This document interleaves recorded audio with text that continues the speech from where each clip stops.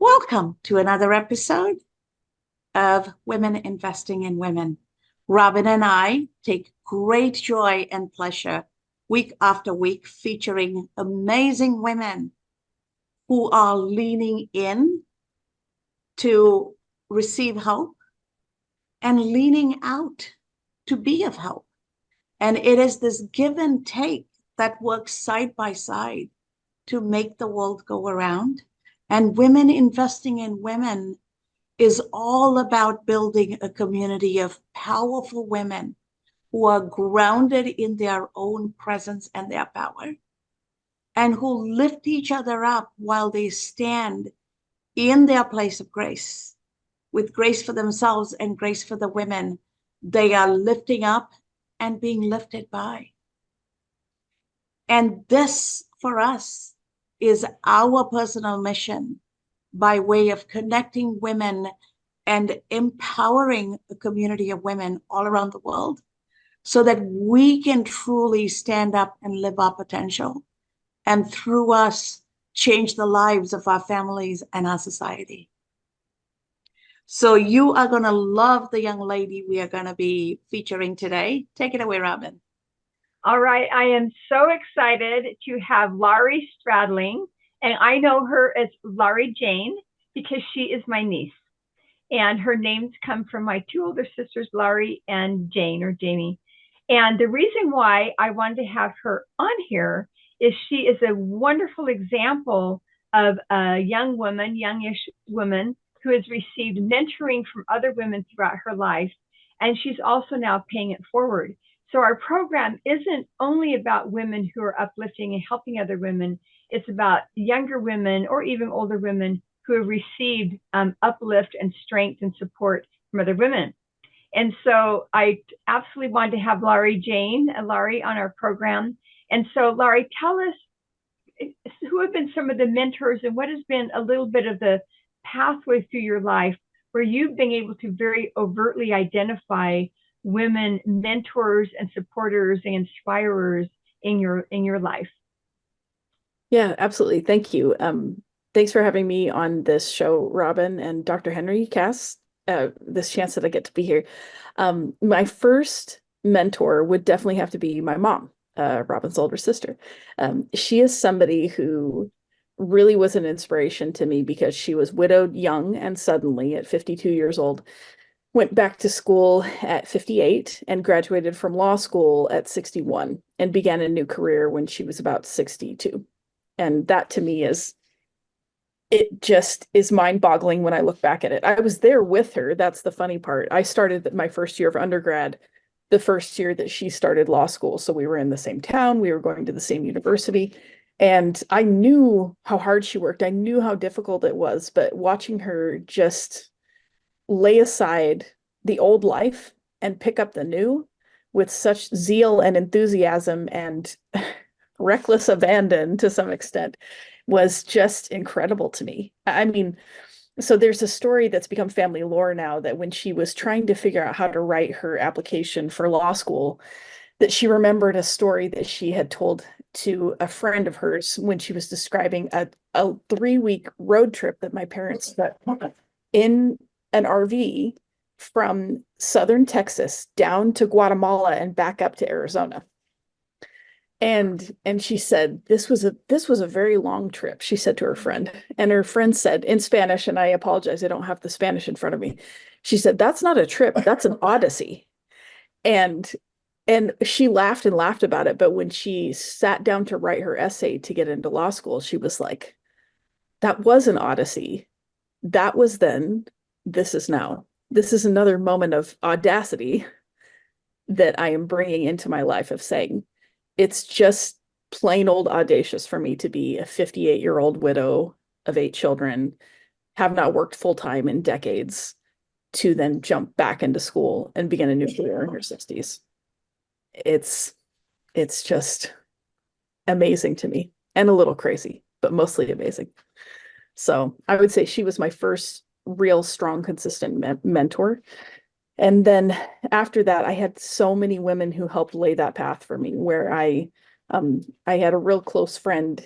I have a close friend who was, when her husband went into nursing school, she they sat down together to say, what can we do to make this work for our family, where we can invest in you making our career change, eventually knowing that I will be able to take the same step later.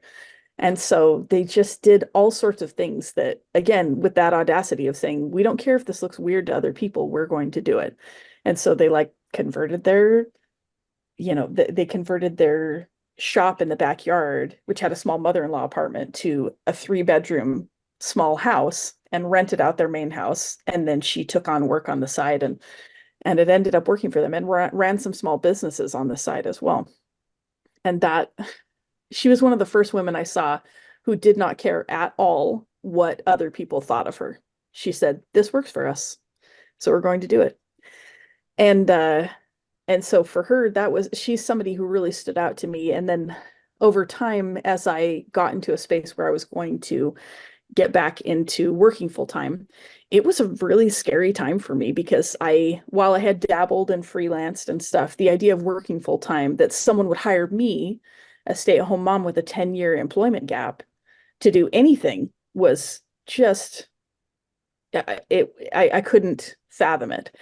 And there was a woman who said, I'll help you with your resume. And she and I talked through it, and I was trying to figure out how I could paper over this hole in my employment history, and saying, well, what do I do? I'm like, it's a 10-year gap. Any employer's going to see that. And she said, put it in your resume that you're a stay-at-home mother, that you were a stay-at-home mother for 10 years. And I said, I don't know, that seems like kind of a liability. And she says, listen, this is unpaid labor. Caretaking in the US largely is unpaid labor, or way underpaid labor. And she's like, it is incredible development and work that you went through, and it's worth a huge amount of money. And she's like, put it in. And I said, okay.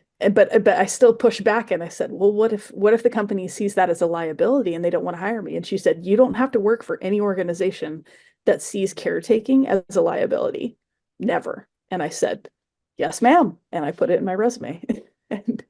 and fast forward 3 jobs later, I cold called, basically, emailed in LinkedIn, DM'd in LinkedIn, a recruiter, to say, I'm the best fit for this job, for some unnamed employer. I'm the best fit for this job, and this is why. And it was that moment of audacity where I said, there's a comedian on TikTok, Elise Myers, who calls it the how hard can it be gene. She says she has the how hard can it be gene. I recognize that in myself. So I looked at this list of, need to haves and want to haves, and said, how hard could it be? I could do that job. And she said, I think you could do that job. I'm going to take you through the rounds. And I ended up being hired by IBM, one of like the major tech giants in the world. Now, again, I feel like audacity is the best word that I have to describe all of this, because going back to that first job that I got after this 10-year gap, I was hired by a woman who saw my potential. She knew I'd already worked with her before, but she was willing to take a chance on me as a stay-at-home mom with an employment gap, because she, at some point in her life, had been in that same situation. So she was paying it forward to me to land good employment. And she also negotiated for me to have paid maternity leave, which they'd never offered any of their employees before. But I had a whoops baby during COVID, and she went to bat for me. It's just been incredible. And so, yeah, so after that job, I ended up working for a YouTuber, and we and had the most amazing experience, honestly. Amazing. But I was let go from that job, and one of the first things that I did after I was let go was to contact the 2 women on my team and say, I want you to know what my ending salary was, because I know what you do for this team, and I see the worth and the work that you put in. If you're already making what I make or above, excellent, you deserve it. And if you don't make what I make, go get that money, because it's there. Like my position's been eliminated for all I know, I was like, go get that money because you deserve it. And it was really important to me that they saw their worth and saw it exactly for what it was as well. But yeah, so now this is, now I'm working for IBM. I've expanded my professional network of women exponentially, automatically, just by joining this organization. And that's been huge for me. It's been amazing because before, my professional network of women who were decision makers, who had the capability to hire, et cetera, was only like, I only knew like 3 or 4. And luckily one of them took a chance on me. But now I get to rub shoulders with dozens of really lovely women, and the men in my organization too. Excellent, lovely dudes. And I get to have this chance of seeing women in leadership all the way up, and being mentored and guided by them, and also having the ability to just kind of see what it looks like to be a boss. So I've considered myself extremely fortunate. Thank you. Thank you so much. And that is lovely that your mom was your original inspiration, because mothers, when it comes to taking care of their children, they have the energy and strength and power that doesn't necessarily correspond to what people naturally attribute to them. Because motherhood is one of those things that gives you that supernatural power. So that is amazing that you have that in your life, when it was not the era in this society where a lot of women took those kind of chances. So good for her. And tell your mom how proud we are all of her. I know Robin has probably told her a zillion times, being a sister. What's definitely. me as I'm listening to you is, yes, $1 billion worth of work is done by women every day around the world for no pay. If men had to pay to have their children brought into this world, clothes washed, house cleaned, children raised, food cooked, house in order, all of it, men can't go and do what they do because they don't have a home. They have no place to anchor. They'll have a house, but they won't have a home, right? So today, it's so important for women to understand being a housewife is being a chief operations officer for the home, being a chief executive for the home, the social director for the family, and the chief financial officer for the house. There is no male across their entire career who could have all of that, right? So how do you see us being able to get this message across to women and reminding them that what you do is ultimately the definition of work? Work is spending energy to have productive outcome. There is nothing more important in society than raising the next generation to be responsible, accountable, and kind and generous, right?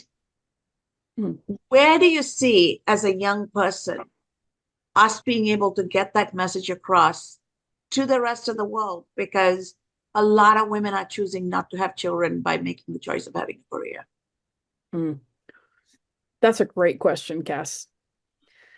I don't think there's an easy answer, but I think that one really eye-opening exercise for me at some point as a stay-at-home mom was to start looking at the cost to outsource tasks that I was doing at home.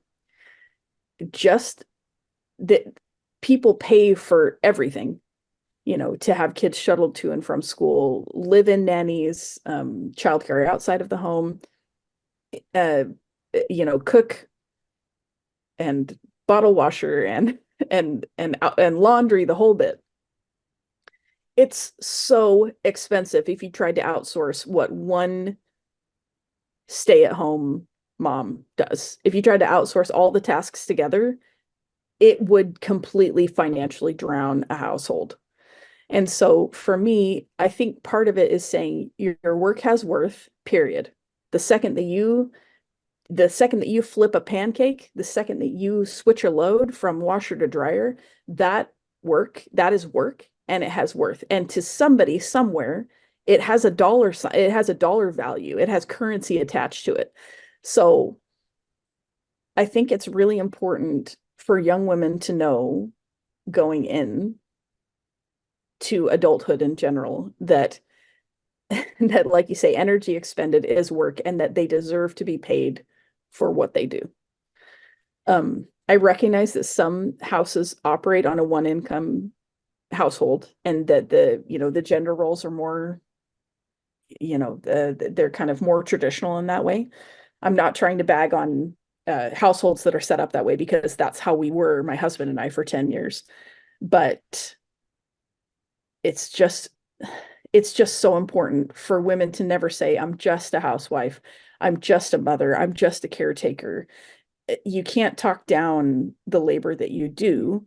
And also because I believe that if you spend your life emotionally and personally being like, I'm just this, I'm not worth anything, or I'm not worth a dollar value to any other organization or any other person, I think that it makes it hard for you to negotiate fair wages when you go into work, because a lot of times when women go into the workplace for the first time, they may not know where to start, or they may, once they realize that they're being underpaid, because it happens all the time, they may not know what to do, because it's dangerous to be an underpaid employee, especially if you are the subordinate of someone who has an ego, for example, or they're not being financially transparent with you. So for me, I believe that the second part of recognizing your worth is to take up more space, to practice taking up space.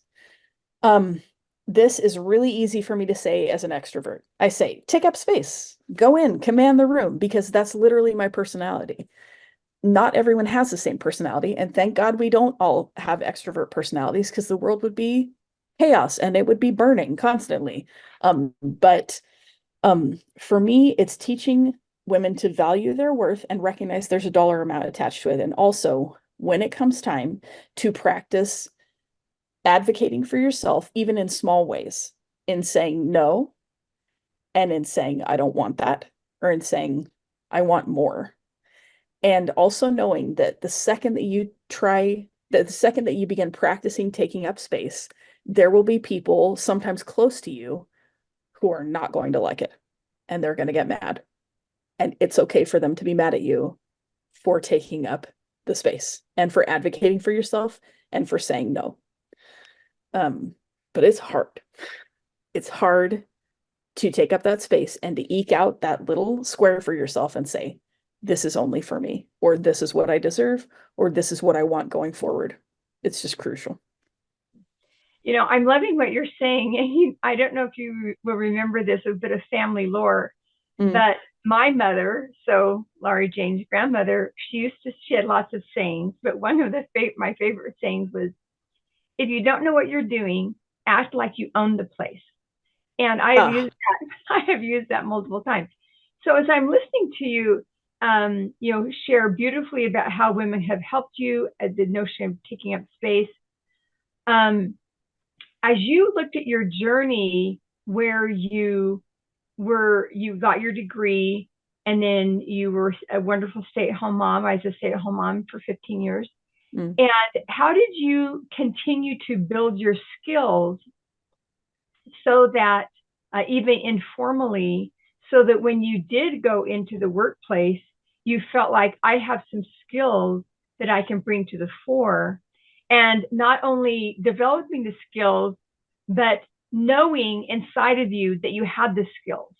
So it's one thing to have them. It's another thing to know that you have them and be confident that you have them and use them. So can you talk a little bit about kind of the mental journey and then the practical journey of continual skill development over the course of your life? Yeah. So again, recognizing that people would outsource the sort of task that I was doing, they would pay money for it. That helped me a lot to recognize I'm developing a skill. This is not a linear progression like grad school or like climbing the ladder, but I'm still gaining skill. I was still gaining experience over time. that can help me get to where I need to be. And then another thing that was really helpful was speaking with other women and other men professionally to say, I know how to do this. How do I say that so other people who are looking for me in a job setting can say, oh, yes, you have that skill set. So some of it was just resume tooling from people who knew what the lingo was within their organizations to say, oh, that's capacity planning. Like your daughter taught me that term, Aunt Robin, my cousin Rachel. Oh yeah, yeah. Oh, forecasting what the workload is going to be, that's capacity planning. And I was like, oh, I've seen that everywhere in job descriptions. I had no idea that I could write that down as something I already learned how to do as a project manager. So for me, it's recognizing the skills, seeing the dollar amount behind it, and then I have to give a quick shout out to my older brother Paul, who I got the job before my first job was totally working a night shift at a hotel because that's as far as I thought I could climb. And he very gently called me on the phone once and said, I think you can aim a little higher. Like you've got a degree, you've got a great skill set. I think you can aim a little higher than scrubbing floors at a microtel at 4 a.m. I think you can do it. And having him behind me and knowing his skill set and expertise and that he wasn't going to be blowing smoke about it, I knew that I could say, oh, I can expand my job search to something outside of this. And he was like, yeah, you can and you should. And so he was another mentor who really held my hand in that first job search and said, you can do it. You deserve more. And that was huge. That is amazing, especially when siblings come together to lift Yeah. you up, because who knows you more than your own siblings, right? The Mm, ones you grow up scrapping with and arguing with and, lashing out at, and they know you through thick and thin. So it's amazing how 25 minutes run. I want to make sure we take a moment and have our audience know how to get a hold of you. of course. So I am everywhere on social media, not everywhere, but the major social media platforms, my handle is Laurie Stradling. So that's my first and last name. I am also on LinkedIn, same username, Laurie Stradling, and I'm pretty available through those platforms. I have open DMs, etc.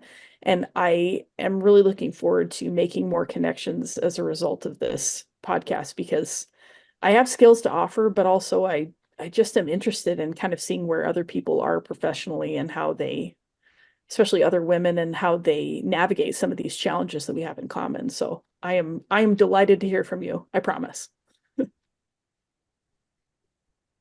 Okay, well, as Cass said, the time always comes flying by. And so, in our last, few seconds we have here, is there one tiny golden nugget that you would like to share with the women, older women, younger women, who will listen to this podcast once it's released? Sure. I would say, in the spirit of learning to take up space, a good initial practice might be learning to say no, full stop, without any explanation. You can be polite, but I think it's really good to practice saying no. Um, I think especially for older women, I can't speak to it exactly, but generationally, I think sometimes a woman who says no is seen as aggressive and rude and everything. And so I think practicing saying no, and then once you get no down, then you can move on to I want this or how can I have that? But yeah, practice taking up space and learn to sit with the fact that some people are going to be mad when you start to take up space and take what is owed to you. So good luck. Good luck. Thank you so much, Laurie. That is good advice, actually, for women of all ages. Oh, good. We don't need to educate anybody on no means no. No is an English word. It's in the dictionary, and look up the meaning. I don't have to say no means no. All I have to do is say no. That's a particularly American thing, to have the need to teach people no means no, right? We laugh about it generally. But that is great advice. And thank you so much for taking the time to have this conversation and share your journey and your story. Stories are very important, and stories always inspire. And Robin and I hope, and we know your story is going to inspire other women. So thank you very much. And as we bring this to a close, to our audience out there, you heard Laurie, don't be afraid to take up space, right? Because we each are a human and we were born for a purpose. And we live our purpose. And when we live our purpose, we go beyond taking up space to truly leaving a legacy. But we have to start with taking up our space, standing 10 feet tall, and making sure that we are counted, right? So stop there, but don't stop there. Keep moving forward to leave your legacy. And as women, raising children, whether they're your own or children in the neighborhood, because it does take a village. Get involved with the next generation, shape the world, mentor and transform the world. And through every life we impact, our work lives on. And truly, that is the meaning of success. It is not about the jobs we have. It's not about the money we have. It's the impact we create in a lasting way and how it gets propagated over the generations to come. So ladies, go make your impact, do it with pride, and do it with joy. And when you need to lean in, you know where to find us. When you need to show up and share your story, you know where to find us. We're here to cheer you on. We are here to celebrate you. And in the end, we are going to do this together. So let's go. Let's make it happen.